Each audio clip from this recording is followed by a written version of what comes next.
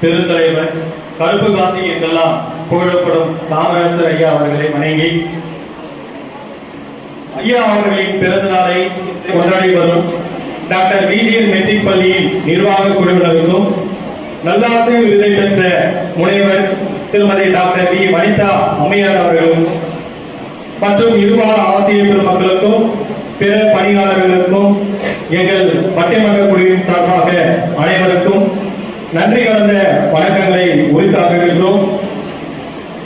இன்றைய மிகச் சிறந்த நாளிலே என்ன தலைப்பை கொடுத்தால் மிகச் சரியான முறையில் இருக்கும் என்பதை பலமுறை ஆய்வு செய்து யோசித்து நம் டாக்டர் விஜிஎன் மெட்ரிக் பள்ளியின் நிர்வாக குழுவினர்களும் மற்றும் பள்ளி முதல்வர் அம்மையார் அவர்களும் பலமுறை சிந்தித்து நமக்கு ஒரு தலைப்பை கொடுத்திருக்கிறார்கள்.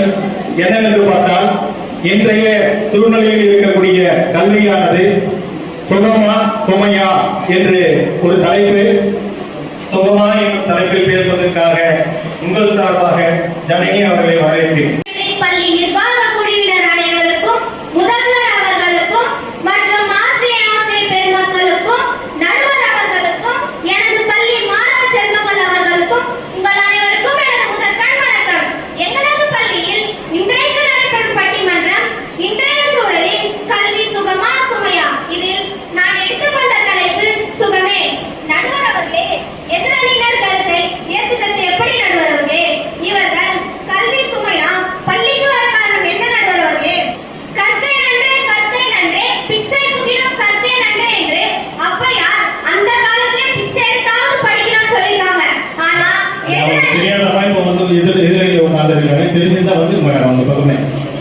எதிரணியினர் நாங்க பிச்சை கூட எடுப்போம், படிக்க மட்டும் மாட்டோம் சொல்லி வந்து உட்கார்ந்துட்டு இருக்காங்களே நடுவர் அவர்களே. நடுவர் அவர்களே, எதிர்காலத்துல அறிவாளியா ஞானியா வரலாற்றை படிக்கும் வல்லமையை வாரி தருவது எது நடுவர் அவர்களே? கல்விதானே நடுவர் அவர்களே. கண்டிப்பா கல்விதான். ஐயா, புத்தகத்தை சுமப்பது சுமைனா இவங்க வாழ்க்கை சுமைகளை எப்படி நடுவர் அவர்களே சுமப்பாங்க? அதை பத்தி நீங்க கவலைப்பாங்க. அவன் படும்போது அவன் படுற அவன் படட்டா உனக்கு எனக்கு அவ்வளவு கஷ்டம். நடுவர் அவர்களே, மருத்துவத்துறையில் எத்தனை முன்னேற்றம், தகவல் தொழில்நுட்ப பிரிவில், விஞ்ஞான துறையில், இது போல எண்ணிலடங்காத துறையில் ஏராளமான சாதனைகள் படைத்திருக்கிறது நடுவர் அவர்களே. நடுவர் அவர்களே, எத்தனையா உட்கார்ந்துருக்காங்களே மதிவதி, அவங்க என்ன குரூப் மட்டும் கொஞ்சம் கேட்டு சொல்றீங்களா? பாத்தீங்களா நடுவர் அவர்களே, அவங்களே பயோமேக்ஸ் தான். நாளைக்கு அவங்க டாக்டர் ஆகணும்னா அதுக்கு துணையான பத்தி எது நடுவர் அவர்களே? டாக்டர் போறமே கல்வி தான் முக்கியம். ஆனா இப்போ வந்து என்ன சொல்லி வந்திருக்கிறேன், சுமைன்னு சொல்ல வந்திருக்கிறேன். கொஞ்சம் பார்த்து நடுவர் அவர்களே, நாளைக்கு டாக்டர் ஆகணும்னா பணம் வரும்ல, அது மட்டும் சுகமா இருக்கும் சுமையா இருக்காதுன்றாங்க. அது இப்போ பணம் வரும்போது நல்லா சுகமா தான் இருக்கான். அப்ப இவங்களுக்கு கல்வி மட்டும் சுமையா இருக்கும் எப்படி நடுவர் அவர்களே? இப்போ சுமையா இருக்கும் நினைச்சா நாளைக்கு பணத்தை அப்படியே வாரி வாரி வந்து கலாபுரில போய் அப்ப என்ன பண்ணுவோம்? அன்பு தோழர்களே, கல்லாமையும் இல்லாமையும் காலத்தை வெல்லாது சுமை என்பது ஊமைக்குள்ள நன்மை என்றே கருதுவேன். கற்க கசடர கற்பவை கற்ற பின் நிற்க அதற்கு தர. இந்த குரல் தரும் பொருளை சற்று நினைத்துப் பார். நடுவர் அவர்களே, உலகத்தில் மாற்றத்தையும் ஏற்றத்தையும் தருவது கல்வியே கல்வியே கல்வியே. கல்வி மட்டும் சுகமே என்பதை தான் ஆணித்தரமாக அறிந்து சொல்கிறேன். நடுவர் அவர்களே, கல்வி மட்டுமே சுகமே சுகமே சுகமே. நடுவர் அவர்களே, விடைபெறும் நேரத்தில் ஒரு சிறிய கவிதை. சிந்தனை சீர்தூக்கு சீரழிவு மானுடத்தை சீராக்குவது எது? இனி ஒருபோதும் கல்வி சுமை என்று கூற வேண்டாம். கல்வி இல்லையே உலகில் எதுவும் இல்லை என்று சொல்லி விடைபெறுகிறேன். நன்றி, வணக்கம். பேச்சாளர் தன்னுடைய வாதத்தால இப்ப வந்துட்டு கல்விதான் சுகத்தை தரும் என்று சொல்லியிருக்கிறார்கள். எதிரணியினரை பார்த்து ஒரு வினாவையும் வைத்துவிட்டு சென்றிருக்கிறார்கள். என்னவென்று பார்த்தோம்னா, இன்றைய கல்வியானது, அதாவது புத்தகத்தை வந்து சுமப்பது சுமை என்று நினைத்தால் நாளைய வருங்காலத்துல இவர்கள் சுகத்தை எப்படி அனுபவிக்க முடியும்? வரக்கூடிய காலகட்டத்தில் இவருடைய குடும்பத்துல பொறுப்பு எப்படி வந்து சுமையாக நினைப்பார்கள்? அப்படி இருக்கும் பொழுது அந்த குடும்பம் என்பது எப்படி விளங்கும் என்பதை ஒரு வினாவை வச்சுட்டு போயிருக்கிறாங்க. அதை எதிர்த்து பேசுவதற்காக அனித்ரா இல்லரசி அவர்களை வருக வரை என வரவேற்கின்றேன். அவையில் கூடியிருக்கும் டாக்டர் விஜிஎன் பள்ளியின் நிர்வாக குழுவினர் அனைவருக்கும் கவலைகளை கொட்டி தீர்த்து கல்வி சுமைதான் என்பதை எடுத்து சொல்ல வந்தேன். நடுவர் அவர்களே,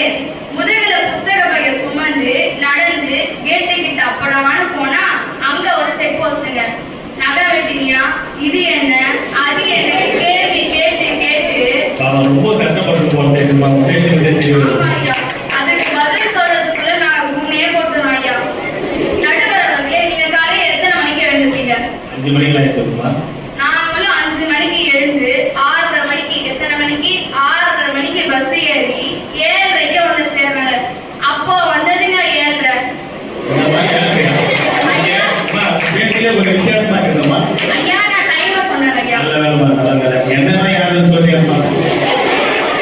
தூக்கத்தையும் பசியையும் தானம் பண்ணி ஸ்கூலுக்கு வராங்க. நம்ம ஆசிரியர்கள் தானம் பண்ணுறீங்க?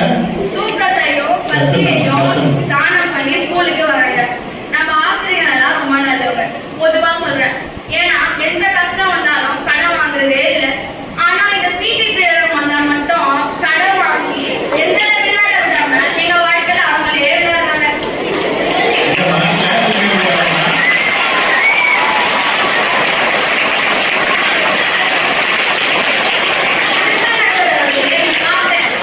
என் பாட்டை பாதி அநேகமா எல்லாருமே உங்க பக்கம் தான் இருப்பாங்க போல தெரியுது. அதுதான் நடுவர் அவர்களே, என் பாட்டன் யாரு? என் பாட்டன் பாரதி சொன்னாரு, ஓடி விளையாடு பாப்பான்னு. நேரம் இருக்கா? அதை கேட்ட மனசாட்சி இல்லையா? நெஞ்சு ஈரம் இல்லையா? கல் மனசா நன்றி இல்லையா? அப்படின்னு எதிர்கட்சிக்காரர் சொல்லுவாங்க. நான் என்ன சொன்னேன்? உண்மையான சொன்னேன். சரிதான் ஐயா? நடுவர் அவர்களே, உணவுகளை நன்கு மென்று சாப்பிட வேணும்னு சொல்லுவாங்க. ஆனா டிஃபன் பாக்ஸை தொடர்ந்து 2 வாய் சாப்பிடும்போது ஃபாஸ்ட் டைம் ஓவர் என்று சொல்ல டிஃபன் பாக்ஸை நாங்க மூடி வைக்க இதை எங்க கையா நாங்க மென்று சாப்பிடுறது? மருத்துவர் வந்து மென்று சாப்பிடணும்னு சொல்றாங்க ஐயா. 2 வாய் சாப்பிடும்போது யாரோ ஐயா வந்துடுறாங்க. ஃபாஸ்ட் டைம் ஓவர் சொல்லிடுறாங்க. நாங்க சாப்பிடவே முடியல, மூடி வச்சிடறோம். இப்ப சொல்லுங்க ஐயா, கல்வி சுமை தானே?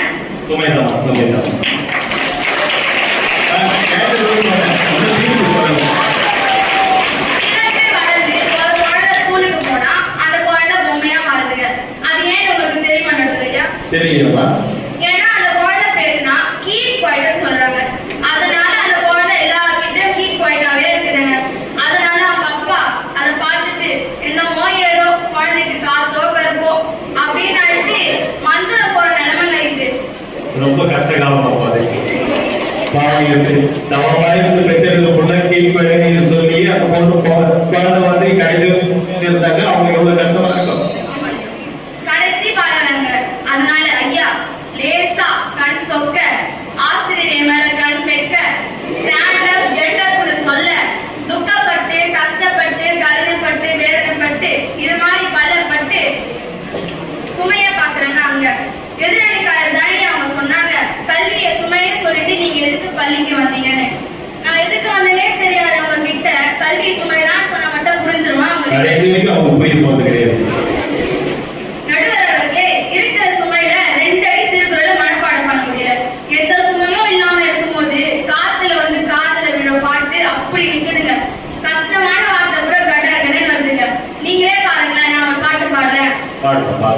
சென்னையில அங்க பிறந்த ஊரு புள்ளிங்க எல்லாம் காசு மேடு வந்தது பெட்ட விவசாய சார்ஜ் கோட்டை ஆலன்னூர் அடையாறு எங்க வீடு பூவாறு பல்லாவரம் ரொம்பேட்ட இந்திராண்டா சைடா பேட்ட கோயம்பேடு டீனகேடு நம்ம ஃபேமஸ்டா அங்காண்டவரு. பாருங்க ஐயா, காத்துல வந்து 10 கெட்டா வருதுங்க. கஷ்டமா இருக்குது. ஆனா 10 வரை கூட சுலபமா பாருங்க. அதனாலதான் சொல்றேன், கல்வி சுமையே என்று நல்லவரு வல்லவரு உண்மையை சொல்றவரு எங்கள் ஐயா நடுவர் ஐயா கல்வி சுமையே என்று தீர்ப்பளிக்குமாறு கேட்டுக்கொண்டு விடைபெறுகிறேன். நன்றி, வணக்கம். அதை எதிர்த்து கல்வியானது சுகமே என்று பேசுவதற்காக தீபிகா அவர்களை உங்கள் சார்பாக அழைக்கின்றேன். தமிழ் டிக்கெட்டும் பரவட்டும். முத்தமிழ் தாய்க்கு என் முதல்வர் வணக்கங்கள். எங்கள் டாக்டர் விஜயன் பள்ளியின் நிர்வாக குழுவினர் அனைவருக்கும், பள்ளியின் முதல்வர் அம்மா அவர்களுக்கும், ஆசிரியர் பெருமக்களுக்கும், என்னுடன் பயிலும் மாணவ மாணவிகளுக்கும் என் வணக்கத்தை கூறி என் உரையை துவங்குகிறேன். ஐயோ நடுவரையா, நான் ஒருத்தங்களுக்கு வணக்கம் சொல்ல மறந்துட்டேன். என் எதிர நெச்சில ஈரமே இல்லாம கல்வியை போயிட்டு சுமைன்னு சொல்ல உட்கார்ந்து இருக்கிறாங்களே என் எதிரணியினர், அவங்களுக்கும் வணக்கம். ஐயா, முதல்ல உங்ககிட்ட இருந்தே ஆரம்பிக்கிறேன். ஏன்னா ஆரம்பமே சும்மா அமர்க்கலமா இருக்கணும்ல, அதனாலதான். ஐயா, நீங்க படிக்கும் பொழுது நீங்க கல்வியை சுகமா நினைச்சீங்களா சுமையா நினைச்சீங்களா ஐயா? எங்க வாழ்க்கையில சுமையா தான் நினைச்சாரு. என்ன ஜாலியா அப்படி சுத்திக்கிட்டு அப்படி இருந்தோம். ஆனா இருந்தாலும் இந்த பள்ளி படிப்பு இந்த ஆசிரியர் பெருமக்களை நாங்க பார்க்கணும்னு சொல்ல தொலைவிலிருந்து பார்க்கும்போது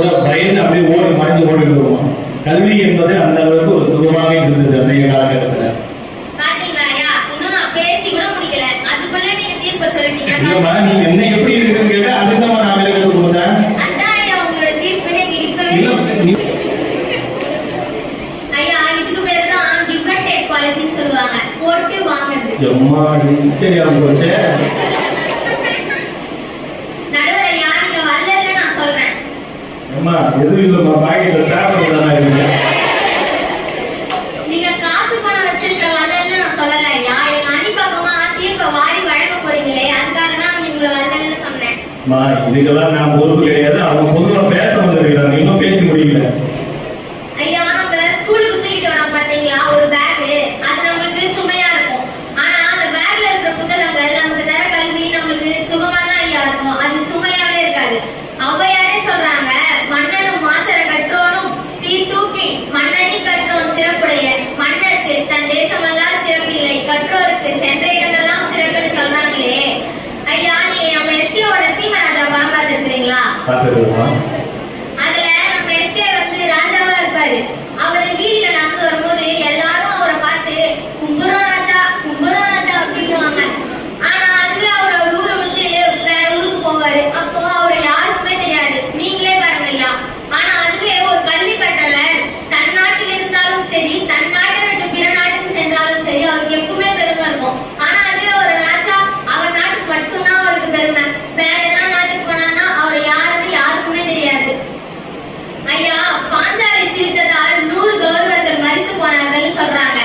இதுல இருந்து நீங்களே பாருங்க ஐயா. இதை நான் ஏன் இங்க சொல்றேன்னா, ஒரு ஆசிரியர் வந்து பாடம் நடத்திட்டு இருக்கும் பொழுது, மகாபாரத பாடம் நடத்தும் போது ஒரு மாணவன் எழுந்து கேட்கிறான், டீச்சர் இதெல்லாம் எங்க தளபதி விஜய் குஷி படத்திலே சொல்லிட்டாரே பாட்டாவே அப்படின்னும் பொழுது, என்னடா சொல்றேன் கொஞ்சம் தெளிவா சொல்றேன்னா, பாட்டை நீங்களே கேளுங்க.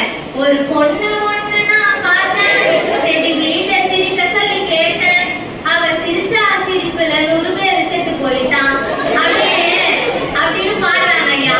அடுத்த வரை ஒரு மாற்றத்தை போல பாப்பு பாப்பு அதுக்கு என்ன மாட்டாதுங்க ஐயா, பா அப்படின்னா பாரதம்னு அர்த்தம், பூ அப்படின்னா புராணம்னு அர்த்தம். பாரத புராணம் அவ்வளவு விஷயம் இருக்காதுல்ல. ஐயா, அமெரிக்கா எவ்வளவு பெரிய வல்லரசு நாடானாலும் நம்ம அமெரிக்காவே பிச்சை போட்டிருக்கோம், அது தெரியுமா ஐயா உங்களுக்கு? அமெரிக்காவுக்கு நம்ம பிச்சை போடுறோம், நம்ம எவ்வளவு பெரிய ஆள் இருப்போம். அதுதான் ஐயா சுட்டர் பிச்சை. ஐயா, மாணவர்களுக்கு படிப்பறிவு மட்டும் இல்ல, படைப்பறிவையும் கற்றுத் தருவதுதான் ஐயா கல்வி. அந்த காலத்துல ஆசிரியர்கள் மாணவர்களை திட்டினாங்க அப்படின்னா இப்ப அவங்கதான் மாணவர்களே தீட்டுறாங்க. நம்ம எதிரணியில அனித்ரா சொன்னாங்க, எப்படாலும் ஸ்கூலுக்கு வந்தா அங்க ஒரு செக் போஸ்ட், என்னதுன்னா நகை வெட்டியா, அது பண்ணியா, இது பண்ணியான்னு. அப்போ ஐயா, நகை வளர்க்கறது நல்லதா கெட்டதா நீங்களே சொல்லுங்க. கேட்டதுதான். அப்போ அது கெட்டதே, நீங்க அதை பண்ணக்கூடாதுன்னு சொல்றதுக்கு போயிட்டு அவங்க அப்படி சொல்றாங்களே அனித்ரா. ஐயா, இறுதியா ஒரு கவிதையோட என் உரையை முடிச்சுக்கிறேன். வாழ்க்கை என்பது ஒரு மேட்ச், அதுக்கு தேவையில்லை ஏஜ், உன் கல்வி அறிவால் அது பிடிச்சு விடு கேட்ச் அப்படின்னு இருக்கிறாங்க இன்றைய திருவள்ள மாணவர்கள். அப்போ அவங்களுக்கு எப்படி ஐயா கல்வி என்பது சுமையா இருக்கும்? எனவே நடுவர் ஐயா முதல்ல சொன்ன மாதிரி நீங்க வல்லல் எங்க அணி பக்கமா தீர்ப்பை வாரி வழங்குவீங்க நம்பி வாய்ப்பளித்த அனைத்து உள்ளவங்களுக்கும் நன்றி கூறி விடைபெறுகிறேன். இதை எதிர்த்து பேசுவதற்காக தர்ஷினி அவர்கள் வருகிறார்கள். இவங்களுடைய நிலைமை கொஞ்சம் கஷ்டம் தான் நினைக்கிறேன். நடுவர் ஐயா, தீபிகா வந்து சொன்னாங்க நீங்க வரலன்னு. அவங்க ஆரம்பத்திலே போய் சொல்லி உங்களுக்கு ஐஸ் வைக்க பார்க்கறாங்க நடுவர் ஐயா. மழை பெஞ்சு ஒரு குளிர மாதிரி இருக்கு, இது வேற ஐஸ் வச்சீங்கன்னா தீவிர உருவாக்கி போல தெரியுது. அதான் ஐயா, நீங்க ஐஸ் மாதிரி கரையாம கல்லு மாதிரி ஸ்ட்ராங்கா இருந்து எங்களுடைய அணிக்கு தீர்ப்பா வழங்குவீங்கன்னு எங்களுக்கு நல்லா தெரியும். நடுவர் ஐயா, இந்த கால கல்வி முறையினால மாணவர்கள் படுற கஷ்டம் எப்படி இருக்கு தெரியுமா? காலையில ஏஞ்சி பல்லு கூட வளர்க்காம எக்ஸாமுக்கு புக்கு ஃபுல்லா படிச்சு முடிச்சு ஸ்கூலுக்கு வந்து அந்த எக்ஸாம் எழுதி அது மூலமா நல்லா புத்தகம் படிக்கிறா. பல்லு அந்த அளவுக்கு அந்த படிப்புல அவ்வளவு அக்கறை காட்டுறீங்களா? ஆமா, எவ்வளவு கஷ்டமா இருக்கு ஐயா. அந்த எக்ஸாம்ல மார்க் கம்மி ஆயிடுச்சுன்னா டீச்சர்ஸ் கையில திட்டு வாங்கி, அங்க இருந்து வீட்டுக்கு போய் பேரண்ட்ஸ் கையில திட்டு வாங்கி, அப்ப பேரண்ட்ஸ் சொல்லுவாங்க, பக்கத்து வீட்டுக்கு போனா பாத்தியா உன்னோட சின்ன பொண்ணு தானே, எவ்வளவு நிறைய மார்க் எடுத்திருக்கா, நீயும் இருக்கேன்னு கேட்பாங்க நடுவர் ஐயா. இவ்வளவு போராட்டத்துக்கு அப்புறம் அடுத்த நாள் எக்ஸாம்ஸ் படிக்கிறதுக்கே இப்ப சொல்லுங்க நடுவர் அவர்களே, இன்றைய கால கல்வி முறை மாணவர்களுக்கு சுகமா இல்லை சுமையாட்டு? நடுவர் அவர்களே, இத்தனைக்கும் கல்விய சுகம் சுகம்னு சொல்றாங்களே, இவங்கள எத்தனை பேர் கல்வியை நிஜமாலே சுகம்னு நினைச்சு படிக்கிறாங்கன்னு கேட்டு சொல்லுங்க. கொஞ்சம் சொல்லுங்கம்மா. வெறும் வாய்ப்பு கையில உடுத்து வருது, எல்லாமே உடுத்து வரும். அது அவங்களுக்குள்ள இருக்கும் ஐயா சுகம், இப்ப சும்மா சொல்றாங்க ஐயா. நடுவர் அவர்களே, உண்மையை மட்டுமே பேசணும், உண்மையை மட்டுமே ஆசிரியர்கள் பொய் சொல்றாங்களா? ஆமா. என்னம்மா அது? 10th மட்டும் படிச்சிருங்கயா. 11th 12th எல்லாம் ஒண்ணுமே இல்ல, ஜாலியா இருக்குன்னு சொல்லுவாங்க. இது வந்து முதல் பொய். அடுத்து 11th 12th 2 வருஷம் தான், முடிச்சிட்டு காலேஜ் போயிட்டு ஜாலியா இருக்குன்னு சொல்லுவாங்க. இது வந்து 2வது பொய். அதுக்கு அடுத்தது காலேஜ் 4 வருஷம் தான், ஒரு நல்ல பிளேஸ்மெண்ட்டோட வெளியில போயிட்டு வேலைக்கு போயிட்டு ஜாலியா இருக்குன்னு சொல்லுவாங்க. இந்த மாதிரி தான் நடுவர் அவர்களே இன்றைய கால கல்வி முறை மாரத்தான் மாதிரி ஓடிக்கிட்டே இருக்கு. இதனால எங்களுடைய தனி திறமை என்னன்றது எங்களுக்கே தெரிய மாட்டேங்குது நடுவர் அவர்களே. கடைசியா இது தனுஷ் பாட்டு மாதிரி தான் ஆயிடுச்சு. ஓட ஓட ஓட ஓட முடியல, பாட பாட பாட ஒண்ணும் புரியல, ஆக மொத்தத்துல ஒண்ணு வளர்த்தல அப்படின்ற மாதிரி தான் நடுவரையா ஆயிடுச்சு. நடுவர் அவர்களே கடைசியா ஒரு கதை சொல்ல விரும்புறேன். அது என்னன்னா, ஒரு பள்ளியில ஒரு மாணவன் படிச்சிருந்தா அவன் வந்து எந்த ஆசிரியருக்கோ அடங்கவே மாட்டான். ஆசிரியர் வந்து பொறுமை இழந்துட்டு அந்த மாணவனை போட்டு அடிச்சிடுறாங்க. அடுத்த நாள் வந்து பார்த்தா அந்த மாணவன் வந்து அடுக்க ஒடக்கமா உட்கார்ந்துருந்தான் அவனுடைய பிளேஸ்ல. அதுக்கு ஆசிரியர் போய் கேட்கறாங்க, டே என்னடா நான் அவனை அடிச்சதுனால நீ அமைதி ஆயிட்டியான்னு கேட்கறாங்க. அதுக்கு அந்த மாணவன் சொல்றான், இல்ல ஐயா, நீங்க என்ன அடிச்சதுனால நான் அமைதியாகல, என்ன நீங்க அடிச்சதுனால பட்ட வருத்தம் என்ன அமைதியாக்கிடுச்சுன்னு சொல்றான் நடுவராகவே. அதனால வெறும் மதிப்பு தாள்களும் 2 ஸ்கேல்களும் எங்களை ஒரு பொழுதும் மாற்றாது. அது எங்களுக்கு சுமையை மட்டுமே தான் தருமே தவிர சுகத்தை என்றென்றும் தராது. அதனால இன்றைய கால கல்வி முறை சுமையே சுமையே சுமையே என்று கூறி விடைபெறுகிறேன். நன்றி. அடுத்ததாக ஹர்ஷியா சுமி அவர்களை உங்கள் சார்பாக வரவேற்கின்றேன். பள்ளி முதல்வர் அம்மாவுக்கும் ஆசிரியர் பெருமக்களுக்கும் மாணவ மாணவர்களுக்கும் எங்கள் அணிதான் ஜெயிக்க போகிறது என்று ஆவலுடன் சொல்ல காத்திருக்கும் நடுவர் ஐயாக்கும், 1000 பேர் வந்தாலும் நாங்கள் தோதுதான் போவோம் என்று இருக்க என்னுடைய எதிரனுக்கும் எனது முதலான அன்பான வணக்கங்கள். பேச்சு ஆரம்பிக்கிறதுக்கு முன்னாடி முடிவு பண்ணிட்டு அவங்க தோத போறாங்க. நடுவர் ஐயா, இந்த கல்வி என்னதான் செஞ்சுச்சு, எதனால சொல்லி நீங்க கேட்கலாம். ஏன் சுமைன்னு சொல்றாங்க அவங்க?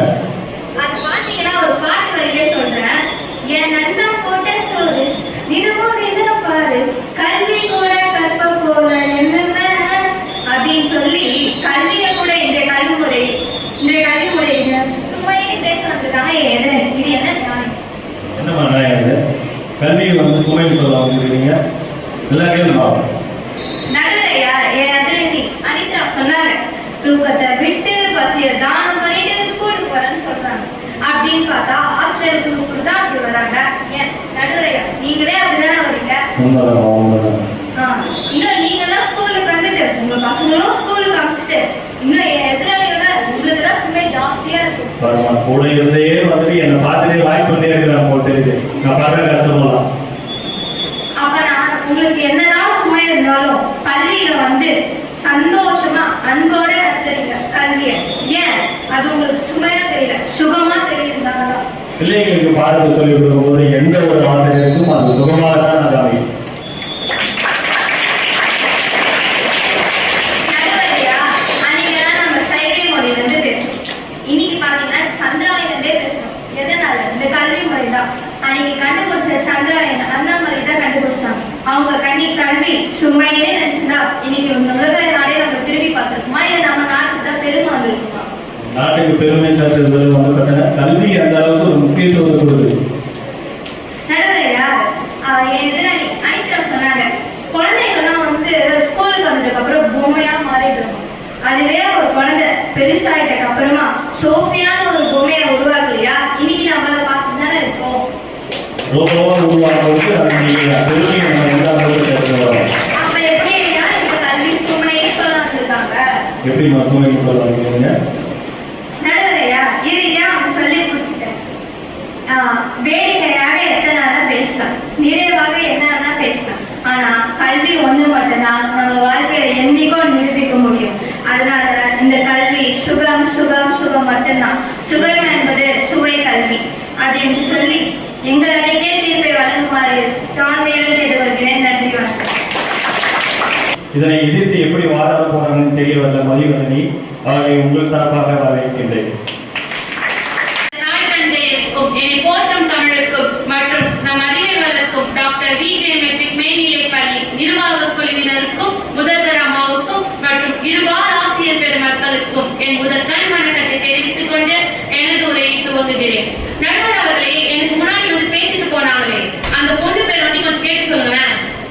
கடைசி உன் பேர் என்னம்மா? என்னம்மா? சுமையாவா? என்ன சுமையா? அர்ஷா சுமையாவா? அவங்க பேரையே அர்ஷா சுமையான்னு வச்சுட்டு சுகத்தை பத்தி பொய்யா பேச வந்திருக்காங்க. ஏமா பேரையே சுமைன்னு சொல்லிட்டு சுகம் பத்தி பேசுறவங்க எப்படி ஆழமா எடுப்பாங்களா? நடுவர் அவர்களே, கல்வி என்றால் என்ன? ஒரு நூலின்றி படிச்சு அதை நம் வாழ்க்கை முறையில் பயன்படுத்துவதே கல்வியாகும். ஆமாதானே? உண்மைதாம்மா. ஆனா இப்ப இருக்க தொழில்முறை எப்படி தெரியுமா இருக்கு? நாளைக்கு எக்ஸாம்னா எனக்கு உட்காந்து படிப்பான் மாங்குன்ட்டு, அதுவே எக்ஸாம் அதை போய் முடிப்பான் வேந்தன்ட்டு. என்ன முடியுமா? வேந்தன்ட்டு. இது கூட பரவாயில்லைங்க. இப்போ மறந்து போச்சுன்னு வச்சுக்கோங்க, முன்னாடி இருக்கவனை கூப்பிட்டு கேட்பான், டேய் ஃபர்ஸ்ட் ஸ்டார்டிங் ஒண்டி சொல்லிடா, லாஸ்ட் எண்டிங் நானே பாத்துக்கிறேன்ட்டு. ஆனா அதுவே லாஸ்ட் எண்டிங் வரை கொண்டு போவான். எனவே இன்றைய கல்வி முறை மனப்பாடம் அவனுக்கு ஸ்டார்டிங் தப்பு போல தெரியுது. அதனால அந்த ஸ்டார்டிங் மட்டும் எடுத்து விட்டா லாஸ்டா எண்டிங் அவனே போய் முடிச்சிடும் போல தெரியுது. எனவே இன்றைய கல்வி முறை மனப்பாடம் பண்ணி படிக்கக்கூடிய கல்வி முறையாக மட்டும்தான் நடுவர் அவர்களே இருக்கு. ஆமா மனப்பாடம் பண்ணலாம். முன்னாடி காலத்துல எல்லாம் சொல்லுவாங்க, அம்மா நான் இன்னைக்கு போய் படிக்கிறேன்ட்டு. ஆனா இப்ப இருக்க மாணவர்கள் சொல்றாங்க, அம்மா நான் செல்போனை பார்த்து படிக்கிறேன்ட்டு. ஆமா தானே நடுவர் அவர்களே? உண்மைதான். அது மட்டும் இல்ல, அவன் செல்போனை பார்த்து படிப்பானா இல்ல இன்ஸ்டாகிராம்ல ரீல்ஸ் பண்ணுவானா யாருக்கு தெரியும்? யாருக்குமே தெரியும். இன்ஸ்டாகிராம் பாருனா, ஃபேஸ்புக் பாருனா, என்ன பாக்குறான்னு தெரியல. ஆனா வந்து நானும் படிக்கிறேன். அது போன எடுத்து வச்சு உட்கார்ந்து இருக்கிறான். அதே மோன்மதன் நடுவர் அவர்களே, எனக்கு அதாவது ஜனனி பேசிட்டு போனாங்க, இன்னைக்கு புத்தக சுமையை சுமக்காதவங்க நாளைக்கு எப்படி வாழ்க்கை சுமையை சுமப்பீங்கன்ட்டு. இதே ஜனனி நேற்று உட்காந்து குழம்புறாங்க, பேக் ரொம்ப வெயிட்டா இருக்கலடின்ட்டு. நம்ம ஜனனி சொன்னியா பேக் சுமையா இருக்குதுங்க. அதே மோன்மதன் நடுவர் அவர்களே, நாங்கெல்லாம் 25 கிலோ அரிசி முட்டையை கூட தூக்கிடுவோம். ஆனா எங்க புத்தக முட்டை இருக்கே சோப்பா, ஒரு சப்ஜெக்ட்டுக்கு ஒரு நோட்டு 2 நோட்டுனா பரவாயில்ல, 5 நோட்டு 10 நோட்டுனா நாங்க எங்க போவோம்? இந்த நாளைக்கு கொஞ்சம் யோசிச்சு பாருங்க. நீ தூக்க 25 கிலோக்கு மேல அதிகமாக இருக்குன்னு சொல்ல. அது ஆமா நடுவர் அவர்களே, அவன் படிக்கிறதோ ப்ரீ-கேஜியா இருக்கும், ஆனா அவன் தூக்குறதோ 10 கேஜியா இருக்கும். சொல்லு. அவன் படிக்கிறதோ ப்ரீ-கேஜியா இருக்கும், ஆனா அவன் தூக்குறதோ 10 கேஜியா இருக்கும். பேக்ல வந்து 10 கேஜி அளவுக்கு வெயிட் இருக்குது. ஆமா நடுவர் அவர்களே, உங்க காலத்துல எல்லாம் இந்த மாதிரி சுமையை சுமந்திருக்கீங்களா? இல்லம்மா. ஆமா, உங்க காலத்துல எல்லாம் ஒரு மஞ்சள் பையில ஒரு ஸ்லேட்டு, ஒரு பல்பம், ஒரு தட்டு இருக்குன்னா அங்கேயே சத்துணவு உணவுன்னு ஒண்ணு போடுவாங்க. ஒரு கையில அந்த மஞ்சள் பையும் இன்னொரு கையில டவுசரும் குடிச்சிட்டு நடப்பாங்க. இது ரெண்டுத்துல இந்த அளவுக்கு மாறுவாங்க நீ. இது ரெண்டுத்துல ஒன்று விட்டாலும் போச்சு. தெளிவா சொல்லுமா எல்லாம் தெரிஞ்சுக்கிறாங்க பார்த்து.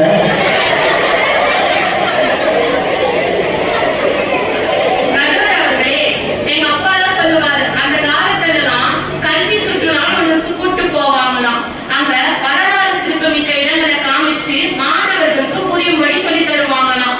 ஆனா அதுக்காக நம்ம படுற பாடு வீட்டுல தான் தெரியும். ஒரே ஒரு முறை போயிட்டு வந்ததுன்னு சொல்லி கேட்டு அழுது போறது, அம்மாவை தூது அனுப்பி அப்பா கிட்ட இந்த மாதிரி குழந்தை ஒரே ஒரு முறை போயிட்டு வந்துட்டோம், இதுக்கப்புறமா போக மாட்டான், எவ்வளவு பாட்டு தெரியுமா? ஆனா இப்ப இருக்க கல்வி முறை எப்படி தெரியுமா இருக்கு? ஸ்மார்ட் கிளாஸ்ன்ற பேர்ல மாணவர்களுக்கு புரியுதா புரியலையா இல்ல புரிஞ்சும் புரியாத மாதிரி இருக்காங்கன்னு ஆசிரியருக்கே குழம்பிடும். ஏன்னா அவங்க கொடுக்குற ரியாக்ஷன் அப்படி இருக்கும். யாரு? மாணவர்கள் கொடுக்குற மாணவர்களுக்கு ரியாக்ஷன் அந்த மாதிரி நடுவர் அவர்களே, இப்ப இருக்க பசங்க கிட்ட போயிட்டே மனப்பாடத்தை முழுசா ஒப்பிக்க மாட்டான். ஏமா? அதாவது மறந்துட்டு சொல்லுவான், இல்லைன்னா திக்கி சொல்லுவான். ஆனா இப்போ வந்த லேட்டஸ்ட் பாட்டை பாடுவான் பாருங்க, அச்சோ அச்சோ அச்சோ அச்சோன்ட்டு ரியாக்ஷனோடயே பாடுவான் நடுவர் அவர்களே. அது வந்து தான மனப்பாடா சொல்ல வேண்டியதே இல்லை. ஆமா நடுவர் அவர்களே, எனவே இன்றைய கல்வி முறை சுமையே சொல்லி எனது வாதத்தை முடித்துக் கொள்கிறேன். நன்றி, வணக்கம். அடுத்தது கல்வி என்பது சுதுமே என்பதை வாதாட செந்தமிழ் அவர்களை உங்கள் சார்பாக வரவேற்கிறேன். தமிழ் தாயை வழங்கி டாக்டர் விஜயன் மெட்ரிக் மேல்நிலைப் பள்ளி நிர்வாக குழுவினர் அனைவருக்கும், பள்ளி முதல்வர் அம்மா அவர்களுக்கும், ஆசிரியர் பெருமக்களுக்கும், நடுவரை அவர்களுக்கும் என் முத்தான முதல்வர்களுக்கு அனைத்தங்களை தெரிவித்துக் கொண்டு, என் எதிரே பொய் பொய் பொய் வாயை திறந்தாலே பொய்யை மட்டுமே பேசிக் கொண்டிருக்கும் என் எதிரணியினருக்கும் உண்மையே பேசும் மென்னணியினருக்கும் முத்தான முதல்வர் வழக்கங்களை தெரிவித்துக் கொள்கிறேன். அவங்க சொன்னது ஒரு வாரம் உண்மை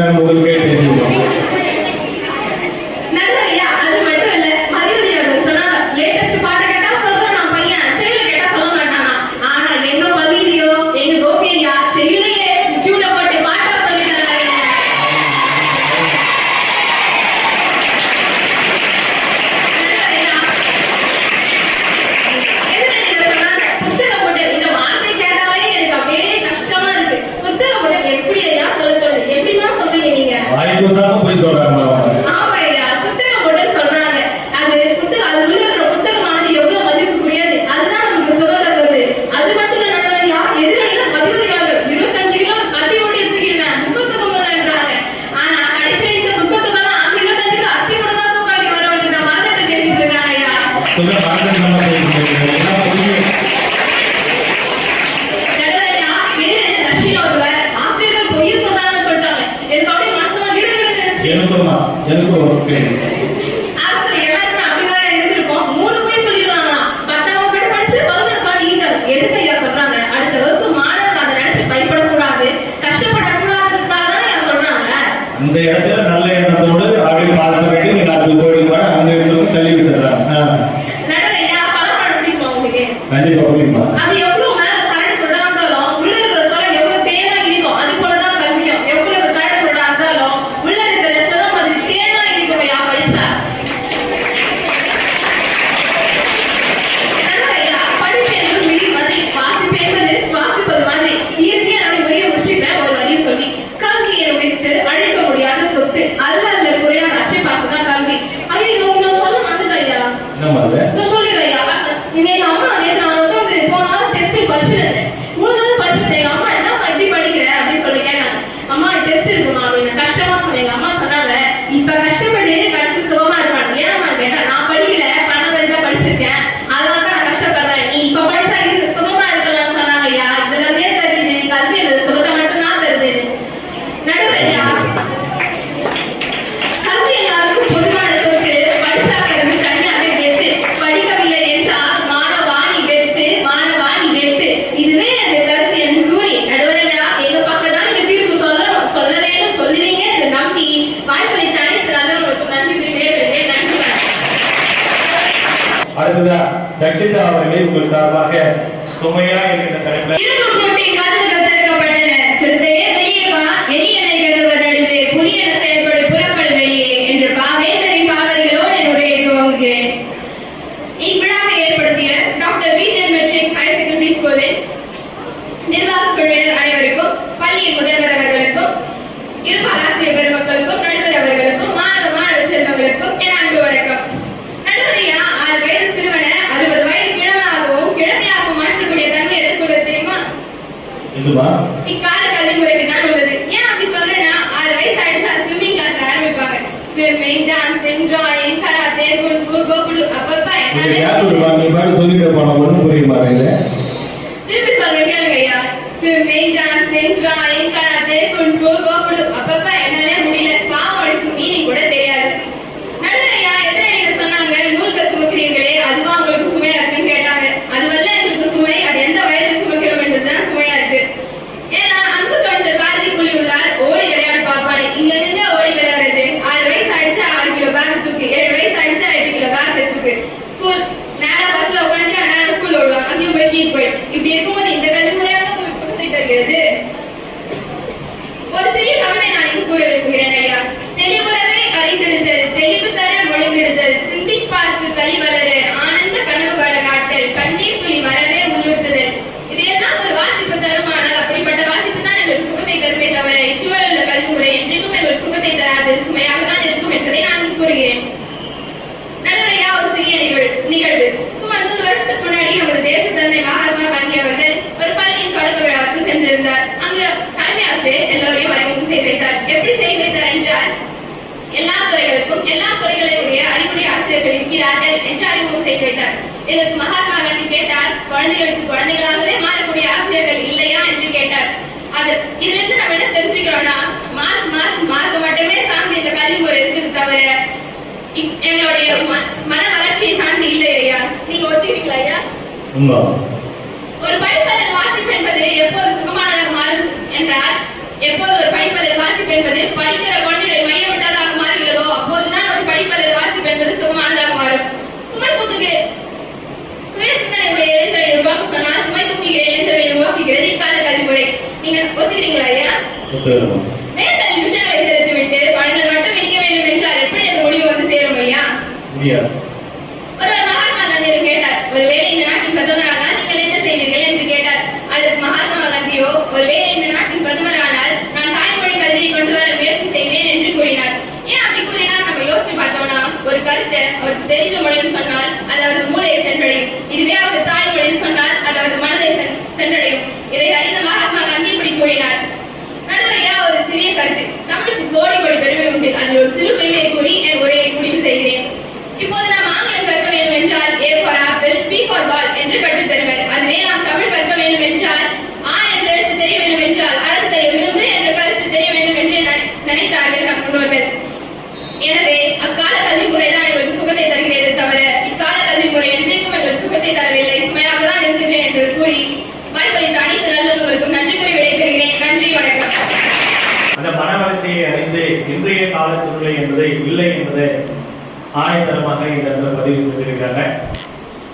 மிக அருமையாக இன்றைய கால கல்வி முறை என்பது சுகமா சுமையா என்கின்ற தலைப்பில் இருவருடைய இந்த பேச்சு என்பது மிக அருமையாக அமைந்தது. முதலில் இது போன்ற ஒரு அமைப்பை ஏற்படுத்தி தந்த டாக்டர் விஜே மெட்ரிக் பள்ளியின் நிர்வாக குழுவிற்கும் எங்கள் பள்ளி முதல்வர் அம்மா அவர்களுக்கும் முதல்ல எங்கள் பட்டிமன்றத்தின் சார்பாக நன்றியை உரித்தாக்குகின்றோம். இவருடைய வாதத்தை நாம் பார்க்கும் பொழுது இந்த கல்வி முறை என்பது மாணவர்களுடைய மன வளர்ச்சி, அவருடைய அடிப்படை தேவைகள் என்பது என்ன என்பதை அவர்கள் அறிந்து அதற்கேற்ற போல் இந்த கல்வி முறை என்பது அமைய வேண்டும் என்று அமெரிக்காவில் கூட ஒரு பிச்சையை போட்டிருக்கிறோம். அது சுந்தர் பிச்சை என்கின்ற அந்த கூகுள் சிஇஓ அவர்களை ஒரு வார்த்தையாகவும் மற்றும் இந்த சோபியா என்று சொல்லப்படக்கூடிய அந்த ரோபோ என்று சொல்லக்கூடிய அந்த நிகழ்வு என்பது இவை எல்லாமே கல்வியினுடைய வளர்ச்சியின் காரணமாக தான் நம்ம வளர்ந்திருக்கிறது. அப்படி சொல்லப்போனால் இன்றைய அறிவியல் தொழில்நுட்பத்தின் காரணமாக வளர்ந்திருக்கக்கூடிய இந்த கல்வி என்பது சந்திராயனுக்கு கூட சென்று நம்மால் எல்லா நிகழ்வையும் நம்ம இடத்துல கொண்டு வந்து சேர்க்க முடியும் என்பதை கல்வி என்கின்ற ஒன்றுதான் மட்டும்தான் இதனை முடிவு செய்ய முடியுமே தவிர அன்றைய காலகட்டத்தில் இருக்கக்கூடிய கல்விகள் என்பது செய்யுள் அளவில், கவிதை அளவில், எழுத்தளவில் மட்டுமே இருந்தது தவிர இன்றைய கால கல்வி முறையானது அவற்றை நேரடியாக ஒரு அனுபவத்தை நம்முடைய கொண்டு வந்து சேர்க்கின்றது. அப்படி நாளுக்கு நாள் இந்த கல்வி வளர்ச்சி என்பது தொடர்ந்து நடைபெற்றுக் கொண்டே இருக்கிறது.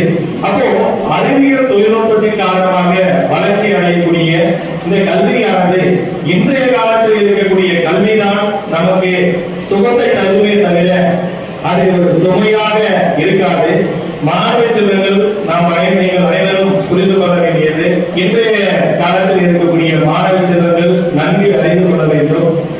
இந்த கல்வியானது இன்றைய காலகட்டத்தில் கல்வியானது சுகத்தை தான் தருகின்றது. அவற்றை நீங்கள் எண்ணி பார்க்க வேண்டும்.